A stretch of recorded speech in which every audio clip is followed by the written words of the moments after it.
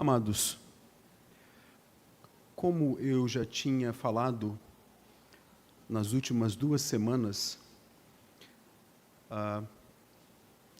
que eu estaria fazendo exposições na primeira carta de João. E até mesmo o presbítero Fernando disse, bom, já que o senhor vai fazer na primeira carta, aproveita o embalo e faz logo na segunda, na terceira, né? Eu não sei se vocês já leram a segunda carta e a terceira, na realidade, nem chega a ser uma carta, né? É um bilhete. Depois você dê uma olhadinha lá na sua casa, você vai ver que chega a ser 2 bilhetes, a segunda e a terceira cartinha de João. Mas, antes de nós entrarmos propriamente na primeira na primeira cartinha de João, eu gostaria de trazer uma introdução, um panorama desta primeira cartinha, tá? É sempre bom nós nos localizarmos, né? Quando você estiver lendo a Bíblia, seja qualquer livro, é muito bom, importante, pertinente, interessante você saber o contexto, né, em que aquele livro foi escrito. Então, no panorama que eu quero trazer para vocês esta noite, eu gostaria de falar sobre o remetente, que no caso é o autor desta cartinha, né? É uma cartinha também breve. Eu até gostaria de, não desafiar, acho que a palavra não é essa, mas pedir para que esta semana, numa sentada, você leia toda a primeira carta de João. É uma sentada, certo? Você lê os 5 capítulos e aí depois você pode ler os 2 bilhetes. Tá? Quais são os bilhetes? 2º e 3º João. Né? 2º e 3º João. Então, neste panorama, nesta introdução, eu gostaria de trazer o remetente, no caso, a autoria, trazer argumentos, né, que foi João que escreveu, depois trazer o contexto. Esse contexto envolve local, data e destinatários, e depois o propósito pelo qual João escreveu esta primeira cartinha. Tá? E neste propósito nós vamos ver 2 objetivos, e aí, por fim, nós vamos trazer algumas aplicações. Tá? Mas antes disso, nós gostaríamos de orar. Vamos inclinar as nossas frontes. Santo Deus, eterno, bondoso Pai, louvamos o Teu nome, te agradecemos porque o Senhor é bom e as Tuas misericórdias duram para sempre. A minha oração é que o Senhor esteja sendo conosco esta noite e pelos próximos domingos. Alguns domingos estaremos aqui expondo, Deus, esta primeira carta. E nós precisamos da Tua graça, ó Senhor, para entendê-la e aplicá-la nas nossas vidas. Seja com cada um aqui esta noite, que todos que aqui estão diminuam e que o Senhor cresça, em nome de Jesus. Amém. Bom, como eu disse, eu quero fazer um panorama desta primeira carta. E, meus irmãos, acho que a primeira pergunta a ser feita é: quem é o autor da primeira epístola? Já já nós vamos ter a oportunidade de abrir em alguns textos da primeira epístola, ou da primeira cartinha de João. Mas quem é o autor? Né? Se você for ler a primeira cartinha, a segunda cartinha e a terceira cartinha, você vai ver que está aí no anonimato. Tá? Está aí no anonimato. Diferente, por exemplo, das epístolas paulinas. Nós encontramos 13 epístolas paulinas.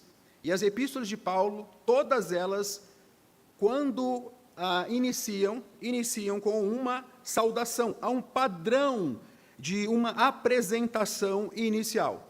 Paulo não somente dá saudações iniciais, como também, ao fechar a sua epístola, ele faz questão de trazer saudações conclusivas, saudações finais.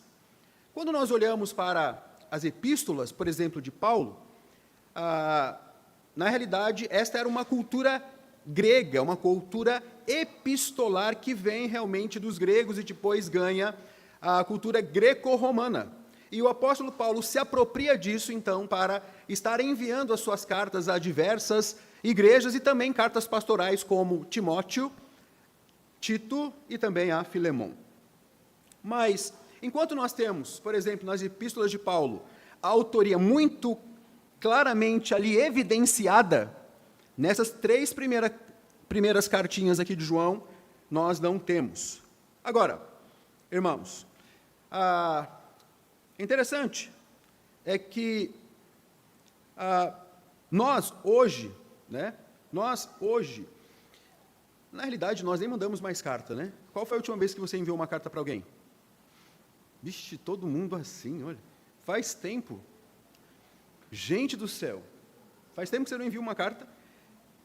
Qual foi a última vez que você fez um bilhetinho para alguém especial? Faz tempo? Não. Eu sou da época que, quando eu estava no seminário, eu mandava carta para a Cristina e Cristina mandava carta. Mas por que eu coloquei isso? Por que eu levantei isso? Porque nós, olha bem, nós ocidentais, como é que nós fazemos? Nós primeiro redigimos o conteúdo e no final o quê? Assinamos. Né? Diferentemente das epístolas, né, que tem uma saudação inicial, eu, apóstolo de Cristo Jesus, eu e Timóteo, eu e Silvano, né, Paulo faz assim. Bom, mas durante a história, né, durante toda a tradição, tem se atribuído a João a autoria desta carta. João, que é irmão de Tiago, né, que é filho de Zebedeu. Tá? E aí eu quero mostrar para vocês aqui 2 argumentos. Eu só vou ficar com 2 argumentos para a gente mostrar para vocês que realmente João é o autor desta primeira cartinha. O primeiro é o estilo literário, tá? E aí, então, nós vamos abrir as Bíblias. Abra no Evangelho de João, por favor. Abra sua Bíblia no Evangelho de João. Capítulo 1, verso 1. E, de forma simultânea, eu quero que você abra no primeiro capítulo de 1 João. João e 1 João. Amém?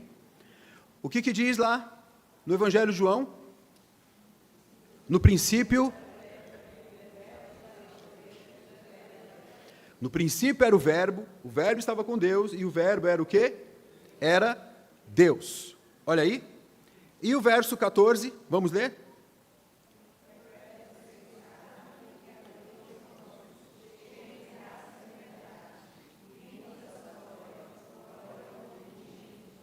Ótimo. Agora, vamos ler o primeiro verso do capítulo 1 de 1 João, para você ver a semelhança aqui, até mesmo no conteúdo, o estilo literário e o conteúdo. Eu vou ler. O que era desde o princípio, o que era o que desde o princípio? No princípio era o que temos ouvido, o que temos visto com os nossos próprios olhos, o que contemplamos e as nossas mãos apalparam, com respeito ao quê, queridos irmãos? Ao verbo, olha. Muito claro aqui, né? Muito claro. Agora, eu quero agora mostrar para vocês que nós não temos somente esta semelhança no início aqui do Evangelho de João e da primeira cartinha, mas eu gostaria de mostrar qual foi a finalidade de João escrever o Evangelho e a finalidade de João escrever a primeira cartinha. Ele vai colocar isso nessas 2 obras literárias. E aí, então, eu preciso que você abra comigo lá no Evangelho de João, capítulo 20 do Evangelho de João. Quase no finalzinho, tem 21 capítulos do Evangelho de João. Capítulo 20, versos 30 e 31, e depois nós vamos ler também primeira cartinha, 1 João, capítulo 5, verso 13.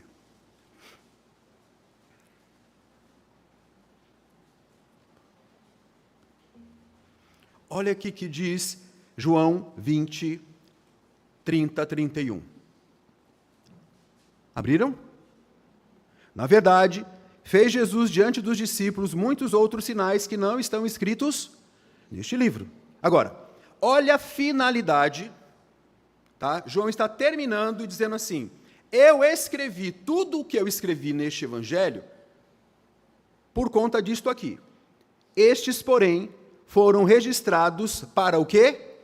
Para que creiais que Jesus é o Cristo, o Filho de Deus, e para que, crendo, tenhais a vida eterna. Ou seja, o Evangelho tem como objetivo gerar a fé, para que vocês creiais. Agora, vamos lá para a primeira cartinha, capítulo 5, verso 13, e nós vamos ler em uma só voz. Primeira cartinha, você vai ver aqui como há uma semelhança, como realmente João faz questão de iniciar em João, falando que no princípio era o verbo. Na primeira cartinha, ele vai iniciar falando o que era desde o princípio, que temos ouvido, que temos visto, que as nossas mãos apalparam, os nossos olhos também puderam contemplar a respeito do verbo da vida. Depois, ele fala sobre a finalidade de escrever o Evangelho de João, e agora nós vamos ler a finalidade dele ter escrito também a primeira cartinha, a primeira epístola, capítulo 5, verso 13, em uma só voz. Estas coisas vos escrevi, a fim de saberdes que tendes a vós outros que credes em o nome. Olha, irmãos. Então, no Evangelho de João, nós temos como objetivo gerar a fé, e na primeira carta nós temos como objetivo de confirmar a fé. Fala sobre a segurança da nossa fé, meus irmãos. É interessante que quando a gente lê o Evangelho de João, o que João faz no seu Evangelho? Ele nos mostra 7 sinais, 7 milagres. É o único evangelista que não traz nenhuma parábola. Ele traz 7 sinais. Por que 7, pastor? Porque 7 é um número muito significativo para o mundo judaico, que é o número que da perfeição, tá? Ali também no Evangelho de João nós vamos encontrar 7 eu sou, ou ego em mim. Este ego em mim solto. E também nós vamos encontrar 7 eu sou com 7 alegações. Ego em mim. Então Jesus disse: eu sou o pão da vida. Eu sou a luz do mundo. Eu sou a porta das ovelhas. Eu sou o bom pastor. Eu sou a ressurreição e a vida. Eu sou o caminho, a verdade e a vida. Eu sou a videira verdadeira. Olha aí, irmãos. Então, enquanto o Evangelho de João é escrito para que eles pudessem crer que Jesus, ele não somente veio em carne, mas o verbo se encarnou, que Jesus é Deus, a primeira cartinha vai trazer a segurança da nossa fé e vai nos mostrar que Jesus, ele também veio em carne e habitou entre nós. Amém? Bom, então este é o primeiro argumento, que é o estilo literário e o conteúdo. O segundo, até vou falar rapidamente, diz respeito aos pais da igreja. Então, homens como, talvez vocês nunca ouviram falar, mas eu tenho que dizer, tenho que informar isso para os irmãos. Homens como Papias, Irineu, Orígenes, e talvez um nome que eu já falei aqui na igreja várias vezes, chamado Policarpo, que foram contemporâneos de João. E todos eles, quando você lê as primeiras literaturas ali, no final do primeiro século e no início ali do segundo século, todos atribuem a João a autoria desta cartinha aqui, de 1 João. Tá? Então, nós temos aí o remetente. Eu quero afirmar que quem escreveu a primeira cartinha, a segunda cartinha, a terceira cartinha, foi o João, o apóstolo amado. Muito bem. Qual foi o contexto em que esta carta foi escrita? De onde João escreveu esta carta? O local. Muito provavelmente, quase 100% de ter sido escrita em Éfeso. Tá? Éfeso, que era uma cidade muito importante, muito robusta, naquela época em que o apóstolo Paulo viveu, e que este homem aqui chamado João também viveu. Não sei, só a título de informação, sabe com quantos anos João morreu? 94 anos. Ele morreu, pelos registros, no ano 103, ano Domini, já no início do segundo século. Ele viveu bastante, né? Viveu muito, tá, irmãos? E nós sabemos, por exemplo, da onde ele escreveu o Apocalipse, o livro das Revelações. Foi da onde? Da ilha de Patmos, quando ele estava preso e na iminência da sua morte. Há relatos de um bispo da cidade de Éfeso, chamado Policrites, e relatos também de Irineu, que durante a Guerra Judaica foi de 66 a 70, porque no ano 70 se cumpriu a profecia do Senhor Jesus. O Senhor Jesus disse o quê? Este templo levou anos e anos, décadas e décadas para ser o quê? Construído. Ele será destruído, eu vou reconstruí-lo em 3, e no ano 70, o general Tito Vespasiano, ele entraria em Jerusalém e destrói absolutamente tudo, massacra, o templo cai, os muros caem, e aí nós vamos ter aí uma nova diáspora. Os judeus irão ser espalhados agora para vários locais, para várias regiões. Então, é nesse contexto que João, ele então vai se mudar para Éfeso.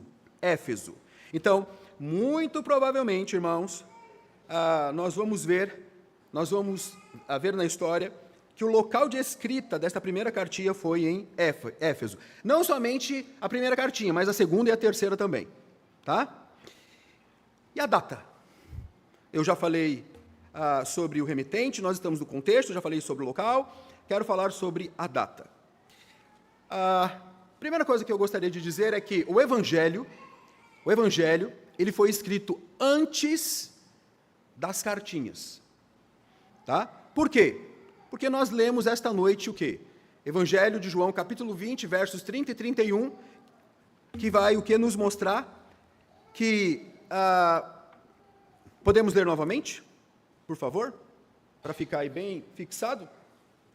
O Evangelho de João. Deixa eu abrir aqui.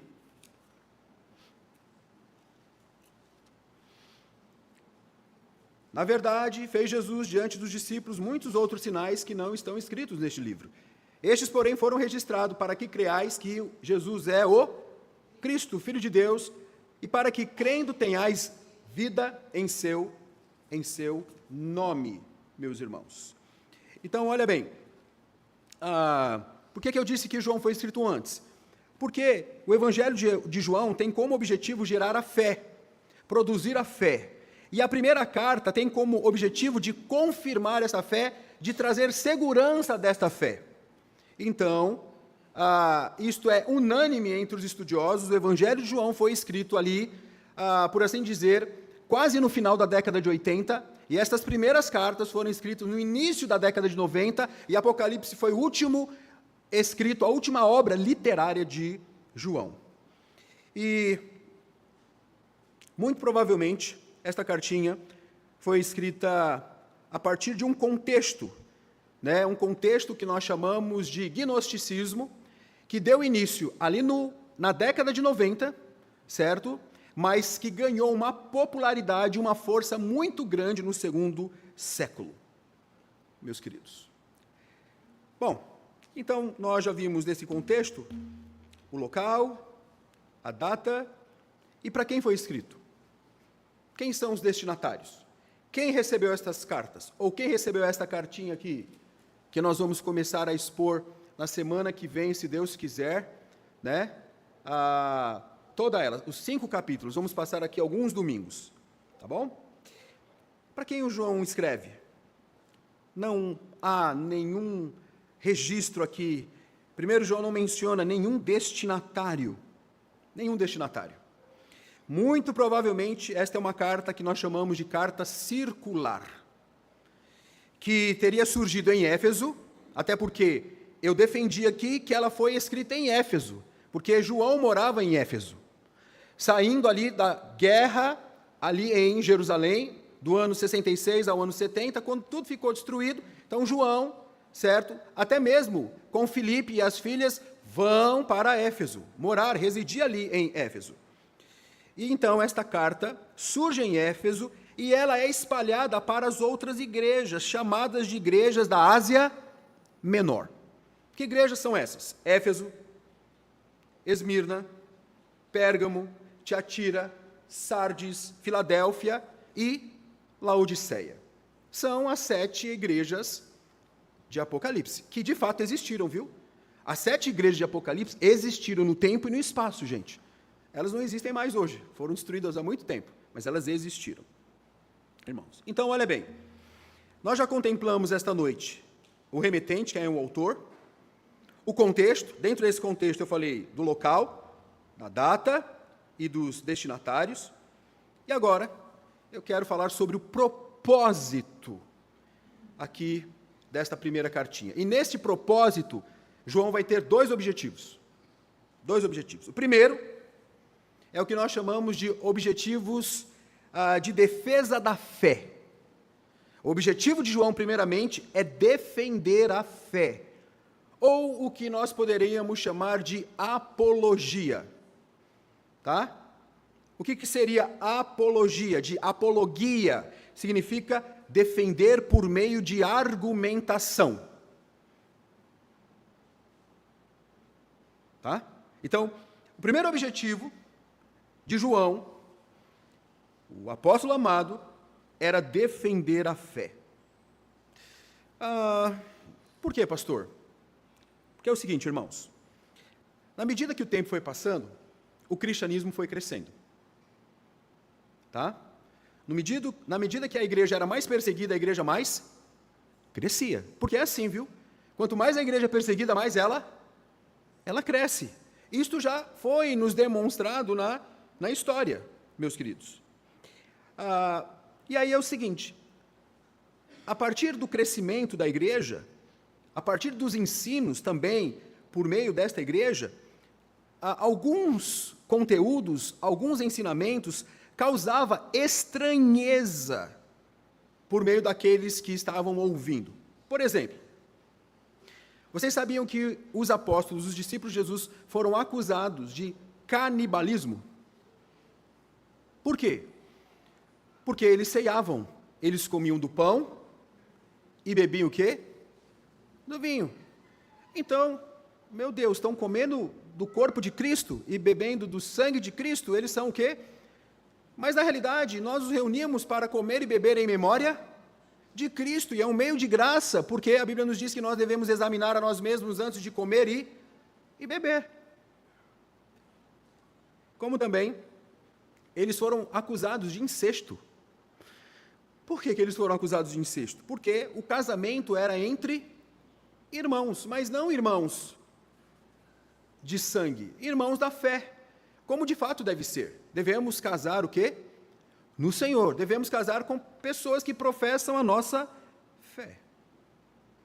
Pois bem, então, na última década do 1º século, vai surgir um movimento que eu chamo de movimento geral.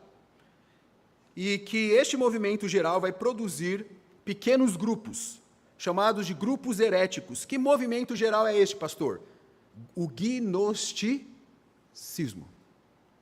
O gnosticismo que vem de gnosis, né, de conhecimento.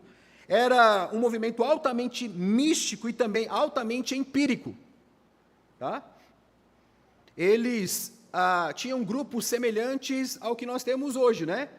Era um movimento muito subjetivo. Na realidade, a grande mente, a grande força do universo falou comigo. Tá?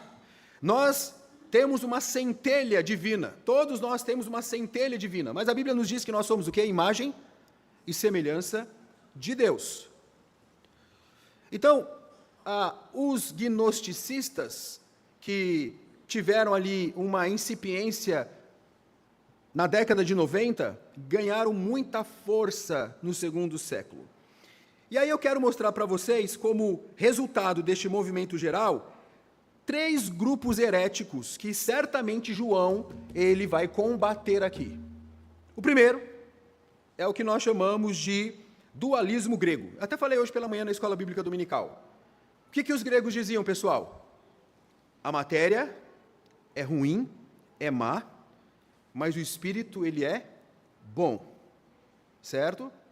Então, na realidade, morrer era você se emancipar daquele corpo, daquela matéria, e ir para o mundo das ideias. Tá? Então, eles achavam que tudo que era material era ruim, mas tudo que era espiritual era bom. Isso é o que nós chamamos de dualismo, e não condiz com a Escritura Sagrada. Até porque quem criou os céus e a terra? Quem criou os céus e a terra, irmãos? Deus. Ela era sem forma e vazia. Deus é que criou a primeira matéria. Foi Deus que criou, meus queridos. Então, olha bem, todos os dias quando você almoça, não é algo somente material, é algo espiritual. Quando você trabalha, não é algo secular, algo material, é algo que? É um todo, é espiritual. Tudo quanto fazemos na vida, nós não podemos ter esta dualidade. Porque se fizermos isso, nós estamos, na realidade, ofendendo ao Senhor. Então, esta foi o pequeno grupo que João vai enfrentar. O segundo, que este segundo realmente é muito forte aqui nesta carta, e que vai ser um resultado deste dualismo grego, é aquilo que nós chamamos de docetismo. O que é este docetismo, pastor? Na realidade, eram pseudo-cristãos, eles até diziam que eram cristãos. Eram pseudo-cristãos que negavam a encarnação de Cristo. Negavam a encarnação de Cristo Jesus. Mas a Bíblia vai nos dizer que o Verbo se fez carne e habitou entre nós. Eles diziam, os docetas, que na realidade Jesus ele veio somente como aparência de homem, mas ele nunca foi homem. Jesus era como se fosse um fantasma. Se você colocasse a mão assim, você ultrapassava ele. Mas, irmãos, a encarnação é o dogma central da fé cristã. Tá? Agora, por que a encarnação é o dogma central da fé cristã? Eu vou responder. Nós compartilhamos a humanidade com o primeiro Adão. Ou seja, a queda do primeiro Adão é a nossa queda. Adão caiu, nós caímos. Assim também nós compartilhamos a humanidade com o segundo Adão. Porque se o segundo Adão não fosse humano como nós somos, nós não iríamos compartilhar com ele os efeitos da sua substituição no Calvário. Ele nos substituiu no Calvário. Se nós compartilhamos a queda do primeiro Adão, nós também somos chamados para compartilhar a obediência do segundo Adão em Cristo Jesus nosso Senhor.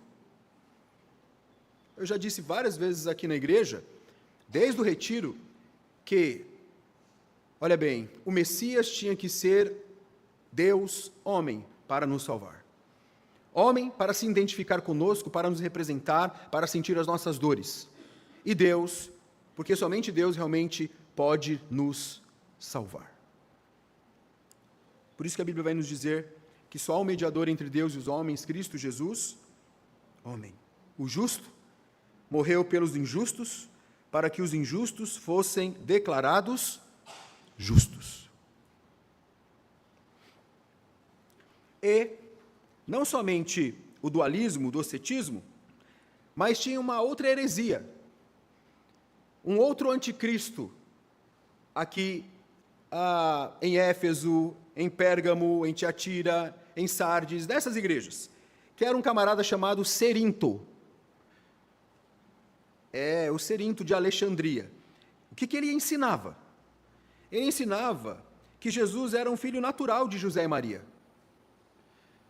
E ele não nasceu como Messias. Cerinto de Alexandria diz, não, olha, Jesus não nasceu como Messias, mas ele se tornou Messias quando ele foi batizado no Rio Jordão. E quando ele foi crucificado, ele deixou de ser Messias. Loucura, né? Abra sua Bíblia aí na primeira cartinha, capítulo 4.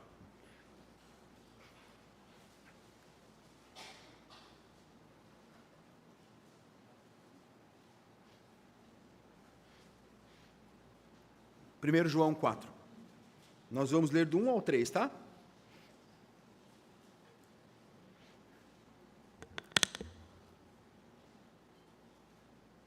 Olha o que o texto nos diz. A primeira cartinha, capítulo 4. Amados, não deis créditos a qualquer espírito. Antes provai os espíritos se procedem de Deus, porque muitos falsos profetas têm saído pelo mundo afora. Nisto reconheceis o Espírito de Deus. Todo espírito que confessa que Jesus Cristo veio em carne é o quê? É de Deus. E todo espírito que não confessa Jesus não procede de Deus. Pelo contrário, este é o espírito do anticristo, a respeito do que tendes ouvido que vem e presentemente já está no mundo. Este anticristo aqui não é o anticristo que nós vamos ter que conviver no final dos tempos, tá? Não é o anticristo escatológico. Este anticristo aqui é o seguinte: todo aquele que falar que Jesus não se fez carne, todo aquele que falar que Jesus não existiu como homem, ele é o quê?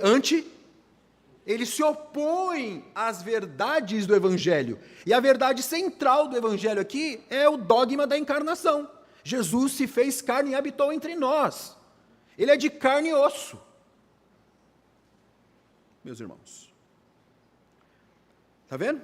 O que está por detrás de uma cartinha de 5 capítulos? Quanta coisa? Quanta heresia?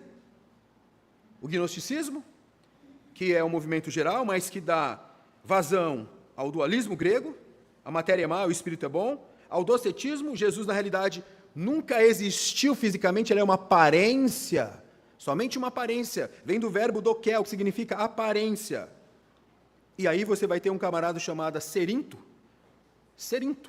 que vai dizer que na realidade Jesus não nasce como Messias, ele se torna Messias ali no Rio Jordão quando é batizado por João Batista e perde a sua messianidade quando ele é crucificado. Então ele é Messias do quê, hein, gente? Pois bem, quando eu falei do propósito, eu disse que tinha 2 objetivos. O primeiro é defender a fé. E defender a fé de todos esses movimentos heréticos. O segundo objetivo é discernir o certo do errado. E João vai nos mostrar isso. Como? Por avaliações, ou por aquilo que nós chamamos de testes. Tá? E como João faz esses testes, pastor? Nos trazendo aqui algumas marcas. A primeira marca é o teste doutrinário, é o teste teológico. Qual é o teste teológico? Jesus é verdadeiramente Deus vindo em carne. Este é o primeiro teste. É o teste doutrinário, que inclusive nós lemos aqui. Aquele que diz que Jesus não veio em carne, ele é o quê? Ele é anticristo. Então, se alguém falar, olha bem, durante toda a história do cristianismo, ou até mesmo atualmente falar, defender que Jesus não se encarnou, ele é o quê? Ele é anticristo. O segundo teste está nessa segunda marca, né? A segunda marca é o teste ético-moral. Paulo diz assim, Paulo não, é costume sempre estar falando Paulo, né? João diz assim: aquele que nasceu de novo não vive na prática do pecado, mas obedece o quê? Os mandamentos do Senhor. Ou seja, a obediência aos mandamentos de Deus através de Jesus Cristo. É isso que nós chamamos de teste moral, e que a gente vai ver em cada texto aqui, nós vamos estar expondo o teste doutrinário, o teste moral, e por fim a terceira marca, que é o teste social, ou o teste do amor. Teste do amor. Aquele que é nascido de Deus, ama a Deus e ama o quê? Ao seu próximo. Ao seu próximo. Atitude de amor a Deus e ao próximo, irmãos. Tá? Então, nós temos estes 3 testes, irmãos. O teste doutrinário, o teste moral e o teste social. E eu vou dizer algo aqui para você. Quem não passa nestes testes não é nascido de Deus. Essa primeira carta é uma carta muito prática, mas é também uma carta confrontadora. Ela é muito prática. é assim, João, ele vai levar aí mais de 20 capítulos no seu evangelho. Nesta primeira cartinha, para estar combatendo as heresias do seu tempo, ele leva somente 5 capítulos. E ele é direto, muito direto, tá? Muito direto.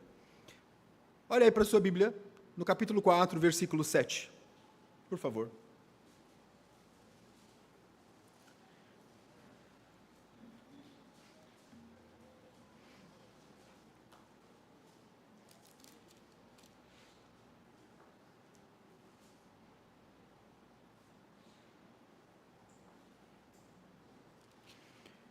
Amados, vamos ler uma só voz? Amados, amemo-nos uns aos outros.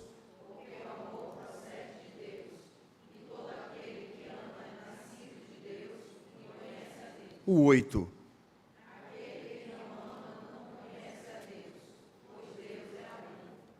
Se você não passar por esse teste, você não é um nascido de Deus.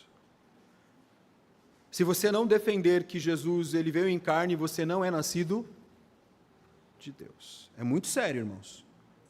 Tá? Muito sério.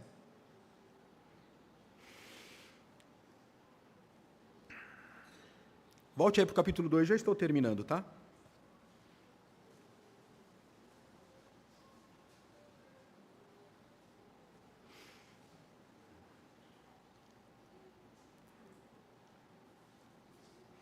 Capítulo 2, verso 10 e 11.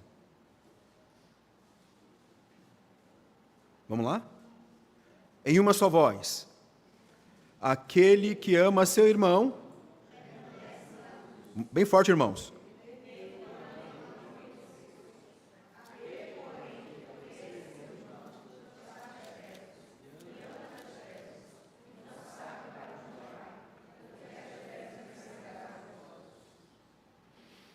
Sério, né, queridos? Muito sério, né? E aí ele usa expressões como filhinhos, como irmãos, que nós vamos ver tudo isso aqui. Bom, deixa eu fazer aqui algumas aplicações para a gente encerrar. Bom, a primeira aplicação, a primeira lição é que, irmãos, nós devemos estar atentos. E não há nenhum problema em nós fazermos julgamentos e juízo no que diz respeito à crença, à fé, quando ela não está em harmonia com a palavra de Deus. Porque muitas pessoas acabam usando aquele texto fora do contexto de Jesus, diz, olha, não julgueis o quê? Uns aos outros. Não, irmãos, deixa eu dizer uma coisa. Todas as vezes que necessário for, nós devemos, sim, ter um juízo espiritual no que diz respeito aos falsos ensinos. Tá? Segundo, o que você crê, o que eu creio, o que nós cremos importa. Importa. E muito. E muito. Então, olha bem, nós fomos chamados para conhecer a Deus. Então, doutrina é importante, teologia é importante sim, tá? Então, não fica, eu não estou preocupado, pastor, em conhecer a Bíblia, estou preocupado com a questão de teologia, de doutrina, pastor, eu não estou preocupado com isso. Na realidade, eu consigo ser crente sem me envolver, sem me relacionar com isso. Isso não existe, irmãos. Isso não existe. Nós estamos diante aqui de um panorama que eu dei, de um homem que vai se preocupar em defender o quê? A sua fé. Aliás, defender Cristo Jesus.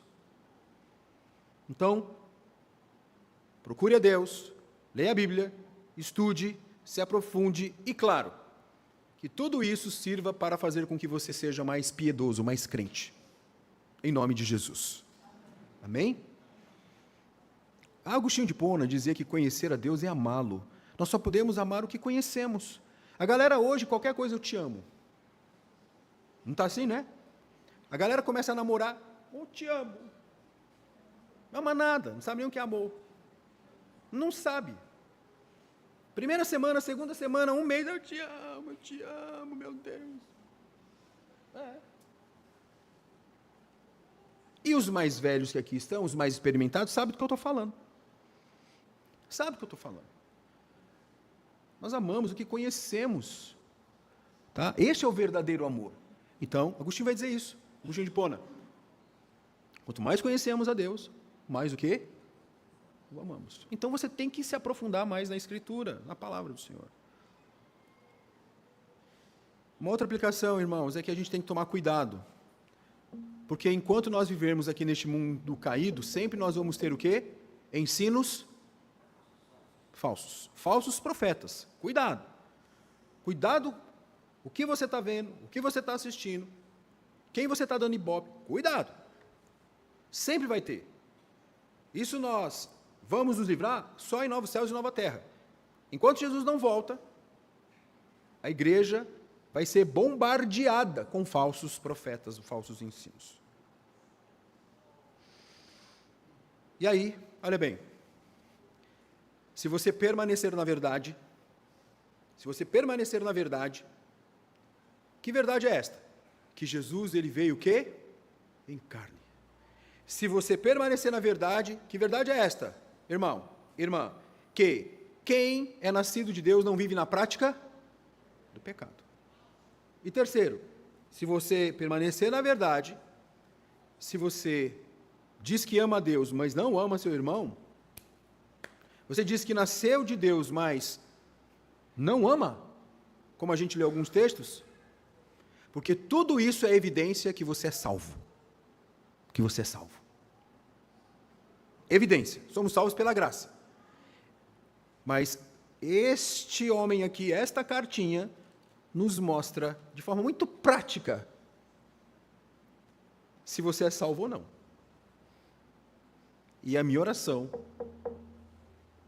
e aí eu convido vocês também para orar comigo, é que quando nós estivermos expondo aqui, capítulo a capítulo, o Espírito Santo de Deus confronte você e leve você a todos os propósitos que Deus tem para a sua vida, de arrependimento, até mesmo de conversão. Amém? Que Deus em Cristo nos abençoe hoje e sempre.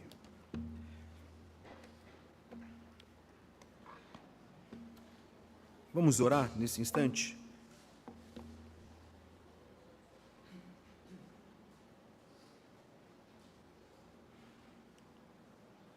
Vamos orar e também nos preparar para a ceia do Senhor.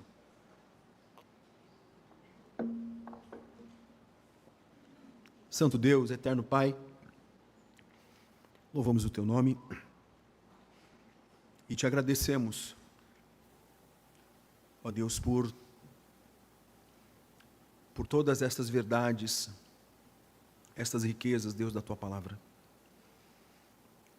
Ajuda-nos, ó Deus, a guardarmos os Teus mandamentos para não pecar contra Ti. Não nos deixes, ó Deus, em nenhum momento da nossa peregrinação, não nos deixe sozinhos. Esta é minha oração, Senhor, tenha misericórdia. Não nos deixe a desviarmos da fé.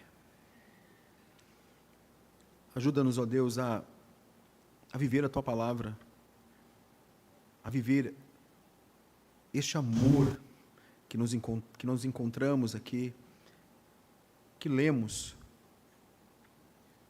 Nos abençoe para que a Tua palavra nos confronte, que o Santo Espírito nos incomode.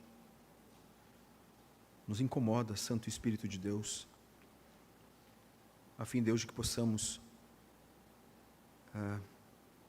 ser de fato Teus filhos, ó Deus amado. O Senhor conhece cada um que aqui está, conhece cada coração, o Senhor conhece o que se passa em cada mente. Então, ó Deus, que a Tua palavra, que é sobrenatural, é poderosa. Então, que o Senhor esteja trabalhando em nossos corações, por meio desta primeira carta de João, inspirada pelo Santo Espírito. Agora também, Deus, ajuda-nos quando vamos comer do pão e beber do vinho, que não venhamos, ó Deus, comer de forma indigna. Perdoe os nossos pecados, Senhor. Ajuda-nos a fazer um balanço da nossa caminhada contigo, para que até no momento tão sublime e este sacramento da tua mesa, não venhamos pecar contra ti. Então perdoa-nos, ó Deus. Em nome de Jesus. Amém.